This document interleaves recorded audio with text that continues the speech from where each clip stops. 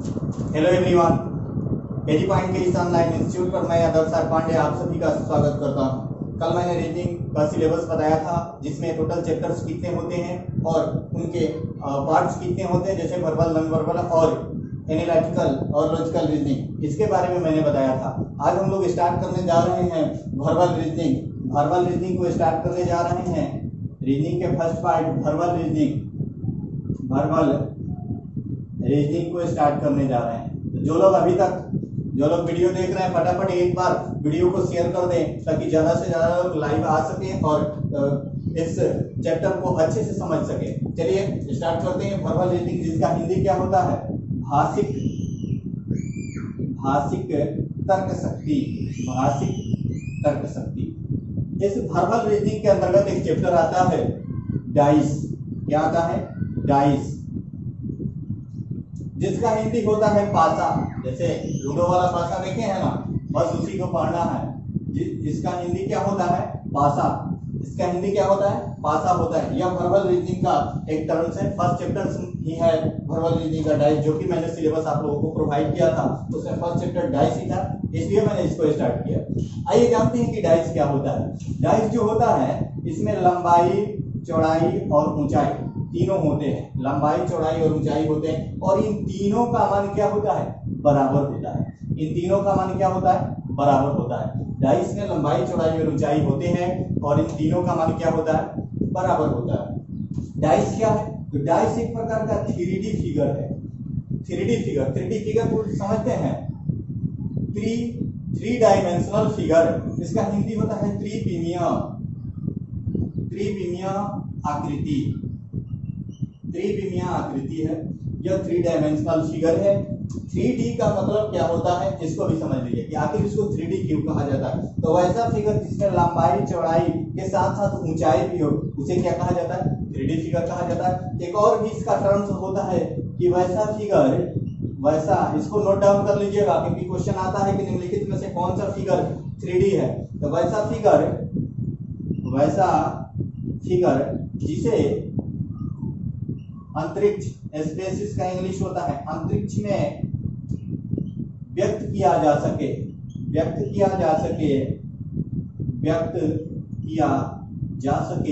उसे भी क्या कहते हैं? 3D फिगर कहते हैं। क्वेश्चन ऐसे भी आया है कि बताएं कि निम्नलिखित में से कौन सा 2D और 3D फिगर है, कि चाहे 3D फिगर की गणना करें और ऑप्शन दे देता है। एक और इसका टर्म्स होता है कि वैसा फिगर जिसका आयतन निकाला जा सके। पहचान के लिए होता है कि वैसा फिगर जिसका आयतन निकाला जा सके। वैसे फिगर जिनका हम वॉल्यूम निकाल सकते हैं, सभी फिगर क्या होते हैं? 3D होते हैं, और बाकी जो बच गए वह क्या होंगे? 2D होते हैं। यानी 3D फिगर का ही हम लोग आयतन निकालते हैं, 2D फिगर का कभी भी आयतन नहीं निकालते हैं। जैसे अगर कोई बोले कि आयत का आयतन बताइए, तो आयत का आयतन बता सकते हैं। आयत जो होता है उसमें क्या होता है? लंबाई और चौड़ाई होता है। उसमें तो ऊंचाई भी नहीं होता है। तो यह फर्स्ट कंडीशन को ही फॉलो नहीं कर रहा है कि जिसमें लंबाई, चौड़ाई और ऊंचाई तीनों, वही 3D फिगर होता है। तो आप आयत का आयतन नहीं निकाल सकते हैं, इसलिए यह क्या है? 2D फिगर है। किसी भी चैप्टर को स्टार्ट किया जा रहा है तो सबसे पहले उस फिगर के बारे में जानना, और वहां से क्वेश्चन जो बने हैं अभी तक और आगे भी बन सकते हैं, उनके बारे में जरूर जानना चाहिए। तो आप लोग एक बार स्क्रीनशॉट इसका ले लें। क्या है डाइस? क्या है? तो डाइस में लंबाई, चौड़ाई और ऊंचाई तीनों होती है, और लंबाई, चौड़ाई और ऊंचाई तीनों का मान क्या होता है?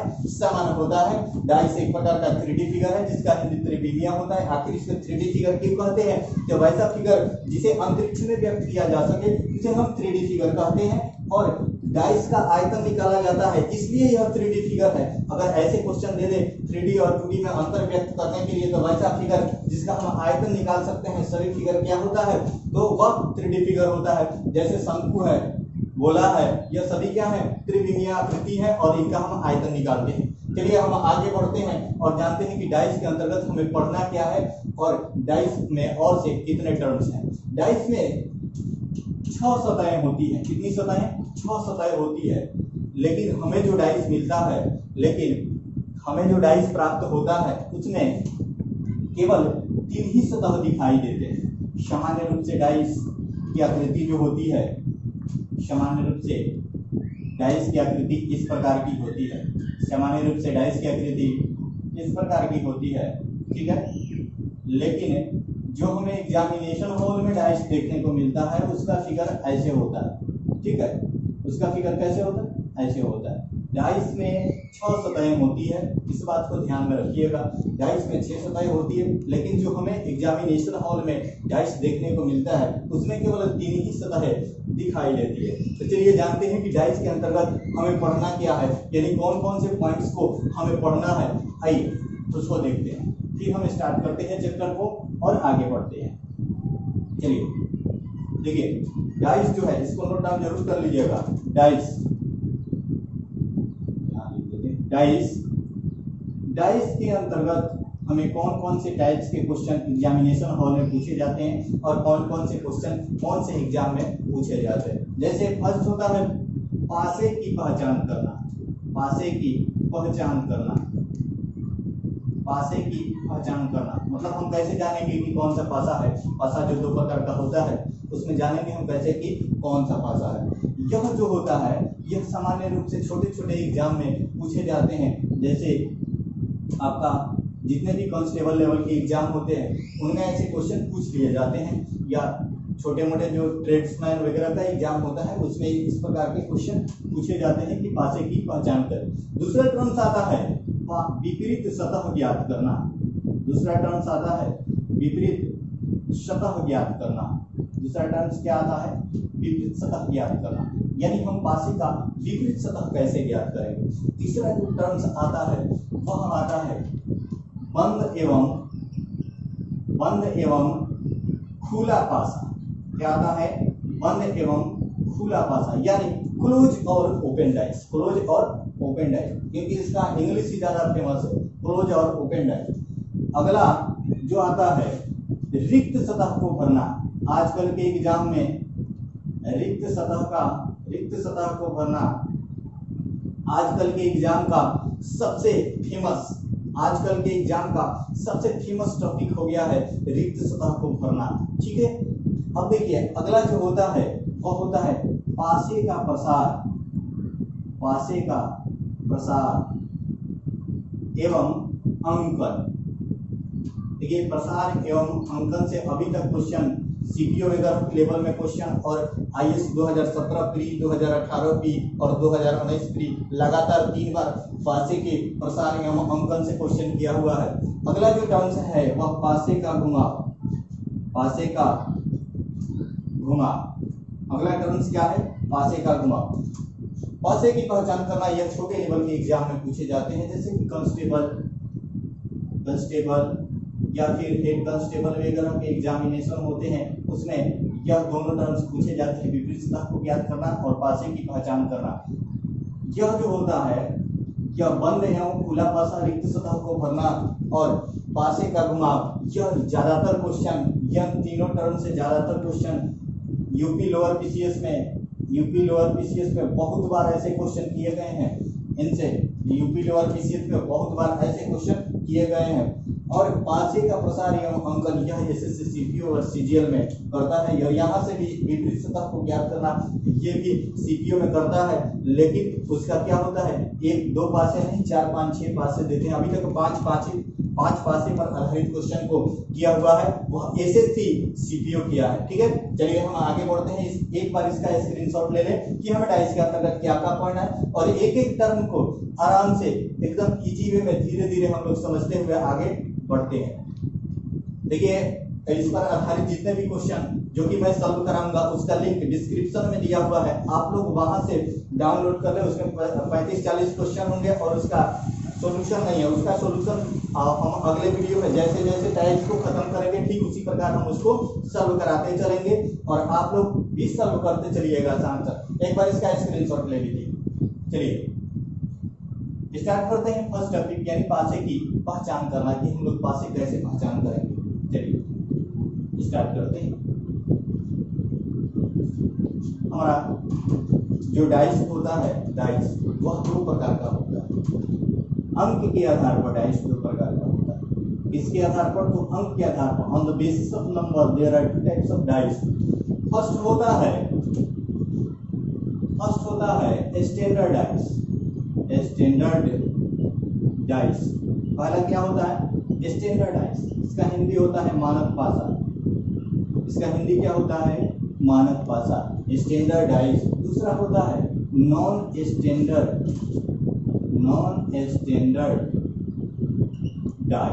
दूसरा क्या होता है नॉन स्टैंडर्डाइज, इसे क्या कहते हैं सामान्य भाषा, सामान्य भाषा।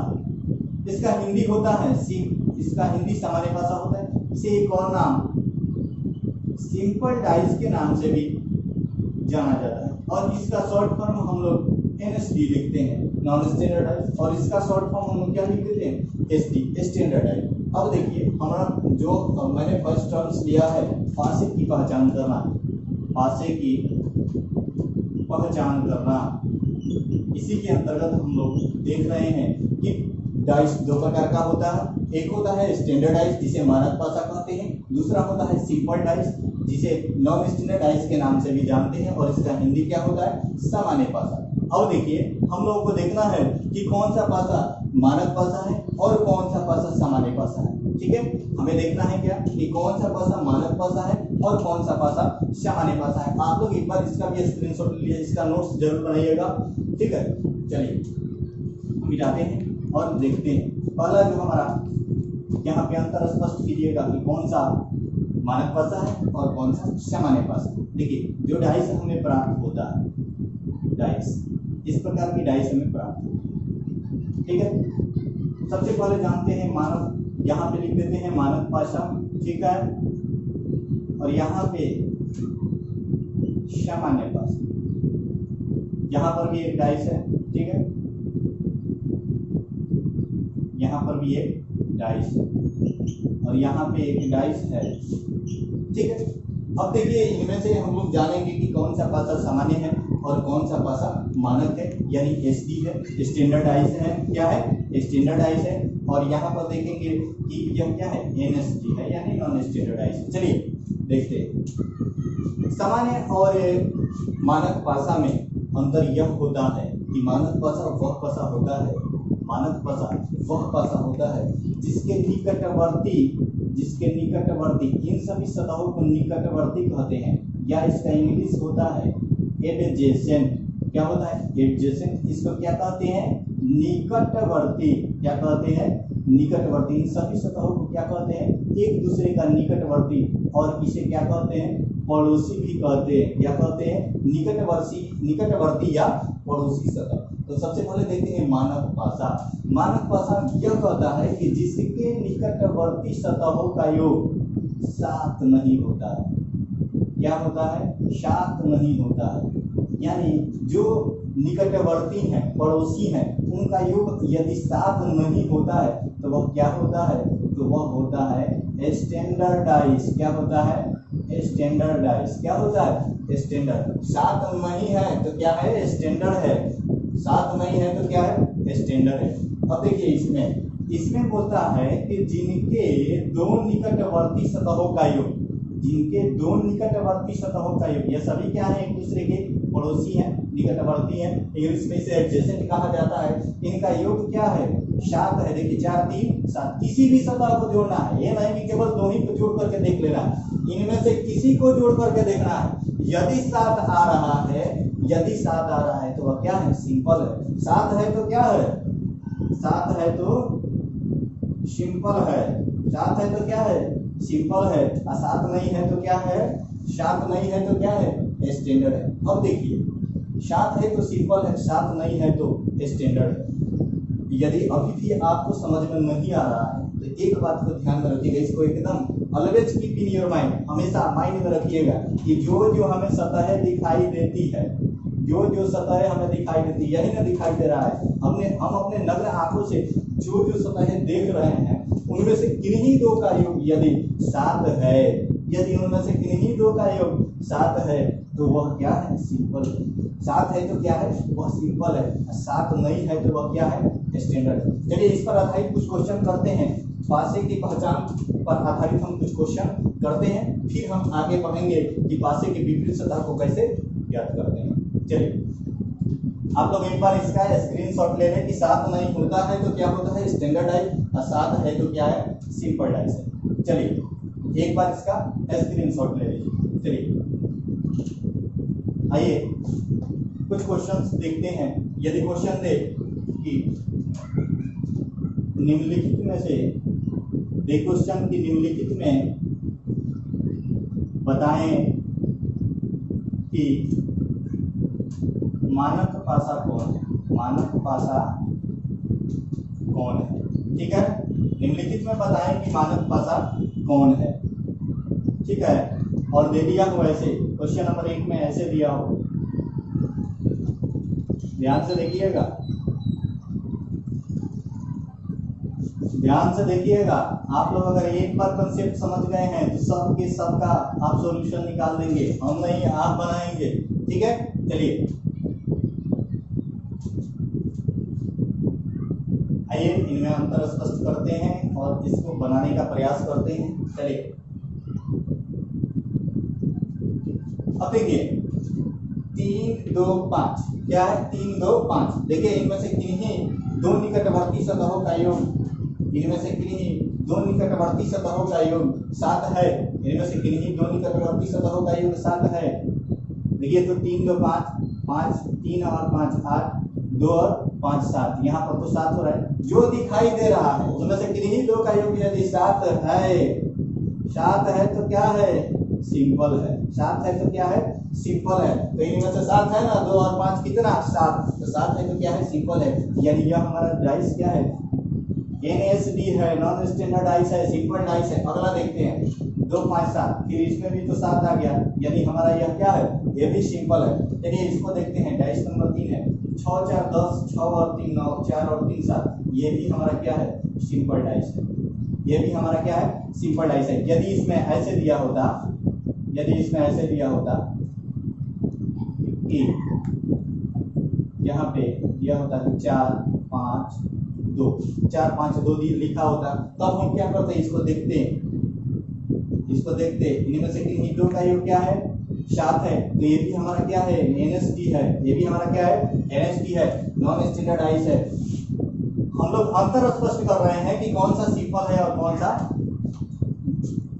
मानक है। ठीक है, हम लोग अंतर स्पष्ट कर रहे हैं। चलिए इसको मिटाते हैं और आगे बढ़ते हैं। देखिए अगर ऐसे क्वेश्चन में दिया रहा है कि 1 4 2 1 4 2 दिया रहा है, तब हम लोग क्या करेंगे। देखिए तो इनमें दिखाई देने वाला किन्हीं दो का योग कितना है, 7 है, 7 नहीं है, तो 7 नहीं है तो क्या है, NSD है। 7 नहीं है तो SD है, क्या है, 7 नहीं है तो SD है, सिंपल डाइस है। 7 नहीं है तो क्या है, स्टैंडर्ड डाइस है, सिंपल डाइस नहीं, स्टैंडर्ड डाइस है। ठीक है, और 7 नहीं है तो 7 नहीं है तो क्या है, स्टैंडर्ड डाइस है, और 7 है तो क्या है, सिंपल डाइस है। इस बात को ध्यान में रखिएगा। चलिए हम लोग आगे बढ़ते हैं, या इस पर आधारित एक और क्वेश्चन करते हैं, देते हैं, जिसको आप लोग स्क्रीनशॉट ले लीजिए और उस क्वेश्चन को क्या कीजिएगा, आप लोग सॉल्व कीजिएगा घर पे, और उसको उसका आंसर शीट आप चाहें तो कमेंट में भेज सकते हैं, या फिर उसके जो नंबर स्क्रीन पे शो करता है वहां भी आप क्या कर सकते हैं, आंसर को भेज सकते हैं। आइए अगला जो ऐसे क्वेश्चन दे दे कि मानक और सामान्य पासा, मानक और सामान्य पासा को परिकलित करें, परिकलित करें। क्या करें, परिकलित करें। जैसे दे दिया हो यहाँ पे, जैसे यहाँ पे दे दिया हो कि इसको स्क्रीनशॉट ले लीजिएगा और घर पे बनाने का प्रयास कीजिएगा, क्योंकि प्रैक्टिस जरूरी है। रीजनिंग मैथ्स में विदाउट प्रैक्टिस आप कुछ भी नहीं कर सकते हैं, विदाउट प्रैक्टिस आप कुछ भी नहीं कर सकते हैं रीजनिंग और मैथ में। जैसे यहाँ पर दिया हो, ठीक है, इसको बनाने का प्रयास कीजिएगा। 2 4 1 नंबर 3 नंबर डाइस में दिया है कि 6 3 5 है। ठीक है, इसका स्क्रीनशॉट ले लीजिए और इसको बनाने का प्रयास कीजिएगा। ऐसे आप लोगों को पता है कि 7 है तो क्या है, सिंपल है, और 7 नहीं है तो क्या है, स्टैंडर्ड है। चलिए हम अगले टर्म्स को देखते हैं कि पासे के विपरीत सतह को कैसे ज्ञात करते हैं। पासे के विपरीत सतह को हम लोग कैसे ज्ञात करते हैं, एक बार इसका स्क्रीनशॉट ले लीजिए और इसको बनाइएगा। बगल में जो नंबर शो कर रहा है उस पर आप क्या कर सकते हैं, बना करके और इसका सॉल्यूशन भेज सकते हैं या फिर कमेंट में सॉल्यूशन इसका भेज सकते हैं। चलिए अगला टर्म्स हम लोग देखते हैं कि पासे के विपरीत सतह को ज्ञात करना। पासे के विपरीत सतह को ज्ञात करना जो हमारा सेकेंड टाइप है, पासे के विपरीत सतह को ज्ञात करना। पासे के विपरीत सतह को ज्ञात करना। पासे के विपरीत सतह को ज्ञात करना। हम कैसे ज्ञात करेंगे कि पासे की कौन सी सतह है विपरीत है और कौन सी सतह है विपरीत नहीं है। इस बात को देखिए, पासे जो जब भी पासे दो या दो से अधिक बनते हैं तो उसमें तीन स्थितियां आती है। एक होता है देखिए यहाँ पे दो पासा जब बनेगा, ऐसे पासा जब दो बनेगा ना, ऐसे एक बार देखिए पासा जब दो बन रहा है यहाँ पे तीन में तीन स्थितियां आएंगी। एक बार होगा जब क्या होगा, no surface common, no surface common, और नो सरफेस कॉमन की स्थिति में हमेशा एक ही पासा दिया रहता है। क्या होता है, केवल एक ही पासा दिया रहता है और उसमें पूछता है कि आप इसका विपरीत ज्ञात करें। ठीक है, फर्स्ट स्थिति है कि नो सरफेस, यानी इसमें कोई भी सतह दोनों में से कोई ऐसा सतह नहीं होगा जो कि दोनों में शामिल हो। इसका हिंदी होता है कोई सतह उभयनिष्ठ नहीं। हिंदी भी साथ साथ लिखते चलिए, कोई सतह उभयनिष्ठ नहीं, कोई सतह उभयनिष्ठ नहीं। दूसरी ऐसी स्थिति आएगी कि दोनों में से एक एक सतह क्या होगा, कॉमन होगा। एक एक सतह क्या होगा, कॉमन होगा। यानी सेकंड फेज पे हमारा आएगा वन सरफेस कॉमन। क्या आएगा, वन सरफेस कॉमन। और थर्ड जो हमारा होगा वह ऐसी स्थिति आएगी जिसमें दो सतहें क्या होंगी, दोनों में शामिल होंगी। एक सतह कॉमन, वन सरफेस कॉमन का हिंदी होता है एक सतह उभयनिष्ठ। ठीक है, इसका हिंदी लिख देते हैं आगे। हिंदी, क्योंकि हिंदी भी क्या होता है, जरूरी होता है। हिंदी क्या होता है, जरूरी होता है। एक सतह उभयनिष्ठ, हिंदी क्या है इसका, एक सतह उभयनिष्ठ। और जो थर्ड टर्म्स है यह है two surface common. Two surface यानी दो सतहें क्या होंगी, कॉमन होंगी, यानी दो सतह उभयनिष्ठ, दो सतह उभयनिष्ठ। अब देखिए वन सरफेस जो कॉमन होता है इसमें सामान्य रूप से केवल एक ही पासे दिए गए होते हैं और उनमें पूछता है कि निम्नलिखित में से इसका विपरीत ज्ञात करें। तो फर्स्ट टर्म को हम देखते हैं कि नो सरफेस कॉमन, फिर हम आगे के टर्म्स को देखेंगे। फिर हम लोग आगे के टर्म्स को देखेंगे। फर्स्ट टर्म्स हमारा क्या है, नो सरफेस कॉमन। क्या है, no surface common. No surface एक नंबर में क्या है, नो सरफेस कॉमन, यानी कोई सतह उभयनिष्ठ नहीं, कोई सतह उभयनिष्ठ नहीं। चलिए नो सरफेस कॉमन को देखते हैं और इस पर आधारित क्वेश्चन को समझते हैं। ठीक है, जब भी नो सरफेस कॉमन होगा तो हमें यह देखना पड़ेगा कि कौन सा पासा मानक है और कौन सा पासा सामान्य है। केवल नो सरफेस कॉमन है, बाकी किसी में नहीं देखना है। ठीक है, और यहाँ पे मानक और सामान्य की पहचान तो आप लोगों ने सीख ही लिया है कि मानक पासा कौन है और सामान्य पासा कौन है। साथ है तो क्या है, सिंपल है यानी सामान्य है, और साथ नहीं है तो क्या है, मानक है। तो आइए देखते हैं 2, 6, 5 यहाँ पर लिखा हुआ है और पूछे क्वेश्चन में पूछे कि 2 का विपरीत ज्ञात करें। 2 का विपरीत ज्ञात करें। 2 का विपरीत ज्ञात करें। तो हमें सबसे पहले देखना क्या है कि कौन सा पासा मानक है और कौन सा पासा सामान्य है। हमें क्या देखना है कि कौन सा पासा मानक है और कौन सा पासा सामान्य है। तो आइए इसको पहले देखते हैं कि यह पासा मानक है कि सामान्य है। ठीक है, यह पासा मानक है या सामान्य है। 3 का विपरीत, ठीक है, 3 का विपरीत ज्ञात करें। सबसे पहले देखेंगे कि यह पासा मानक है या सामान्य पासा है। राइट कीजिए तो इसको 6, 3, 9, 5, 3, 8, 6, 5, 11 दिखाई देने वाला कि नहीं, क्या होता है मानक पासा की पहचान, तो कि नहीं दिखाई देने वाले कि नहीं निकटवर्ती या दिखाई देने वाले कि नहीं सतह का योग। यदि 7 नहीं है तो वह क्या है, मानक है। 7 है तो क्या है, सिंपल है। यह डाइस हमारा कैसा हो गया, स्टैंडर्ड डाइस। कैसा डाइस हो गया, स्टैंडर्ड डाइस। कैसा डाइस है, स्टैंडर्डाइज क्यों स्टैंडर्डाइज है? तो इनमें से किन्हीं दो का योग क्या है? 7 नहीं है। इनमें से किन्हीं दो का योग 7 नहीं है, तो हमारा क्या है? तो स्टैंडर्डाइज है। बात को समझिएगा, 7 नहीं है तो क्या है? स्टैंडर्डाइज है। पहले से हम लोग समझते आ रहे हैं। और क्वेश्चन एक पूछ रहा है कि 3 का विपरीत ज्ञात कीजिए। अब देखिए इसका विपरीत हम लोग कैसे निकालेंगे, इसका विपरीत हम लोग कैसे निकालेंगे? तो क्या करेंगे, जब भी पासा स्टैंडर्ड हो, मानक हो, तो उसके विपरीत को ज्ञात करने के लिए 7 में से घटा लेंगे, 7 में से घटा लेंगे। यानी अगर 3 का विपरीत निकालना है, 3 का विपरीत निकालना है तो 7 में से 3 घटा दीजिए, हमारा आंसर क्या हो जाएगा? 4 हो जाएगा। और 4 ही हमारा क्या होगा? तो इसका विपरीत होगा। कब? जब पासा क्या हो? स्टैंडर्ड हो। पासा क्या हो? स्टैंडर्ड हो, यानी मानक पासा हो। क्या हो? मानक पासा। हम क्या करेंगे? तो जो भी सतह का हमें विपरीत सतह ज्ञात करना है, उसके अंक को क्या करेंगे? 7 में से घटाएंगे, और जो हमें प्राप्त होगा वही क्या हो जाएगा? हमारा आंसर हो जाएगा। वही हमारा क्या हो जाएगा? आंसर हो जाएगा। चलिए एक और क्वेश्चन को इस पर देखिए। इस पर आधारित बहुत सारे क्वेश्चन आपको पीडीएफ में मिलेंगे। पीडीएफ में इस पर आधारित बहुत सारे क्वेश्चन मिलेंगे, और उसको आप लोग क्या कीजिएगा? सॉल्व कीजिएगा। कल जो हमारा अगला वीडियो आएगा उसमें जितने भी क्वेश्चन इस पर आधारित हैं, नो सरफेस कॉमन पर, हम सबको कराएंगे। आज हम केवल इसका कंसेप्ट बता दे रहे हैं कि 7 में से क्या करेंगे? घटाकर, 7 में से घटा करके हम लिख देंगे। चलिए हम इसके अगले टर्म्स को देखते हैं, नॉन स्टैंडर्डाइज को, जिसमें क्या है? सिंपल डाइज, और उसके बारे में जानते हैं। चलिए देखिए, जो नॉन स्टैंडर्डाइज होता है उसका दिया हो तो उसका कैसे हम लोग ज्ञात करें? चलिए देखते हैं।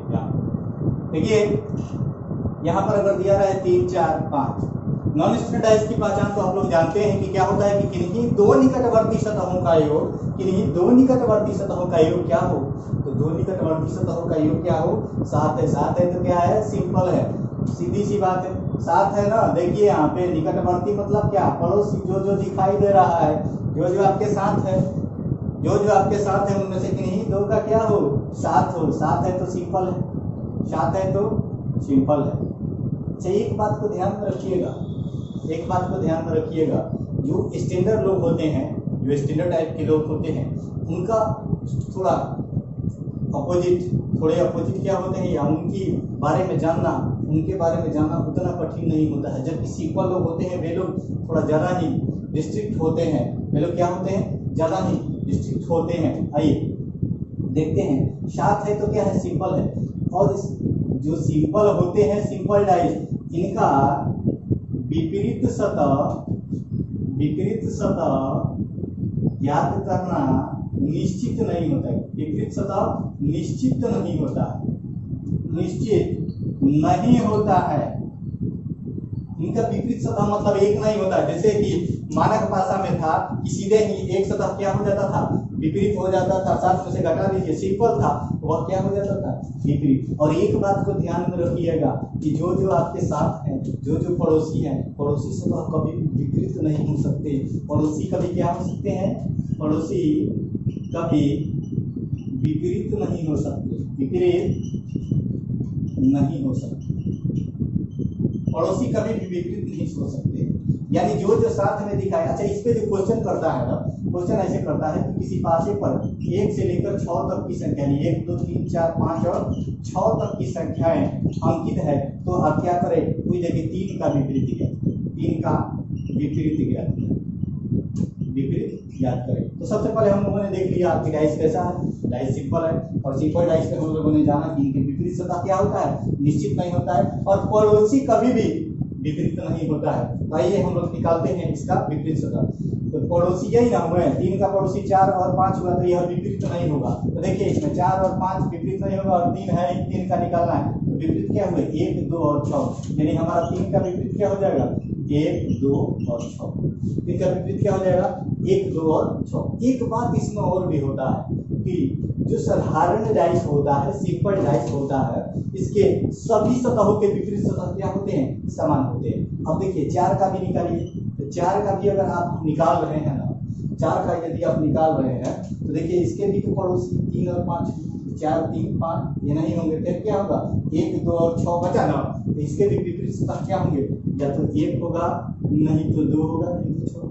यदि 5 का निकालना हो, बातों को ध्यान देखिएगा, 5 का निकालना हो तो क्या होगा, 3 और 4 फिर इसके पड़ोसी हैं, ये कभी विपरीत नहीं होंगे, ये कभी विपरीत नहीं होंगे, तो क्या होगा 1 2 या 6।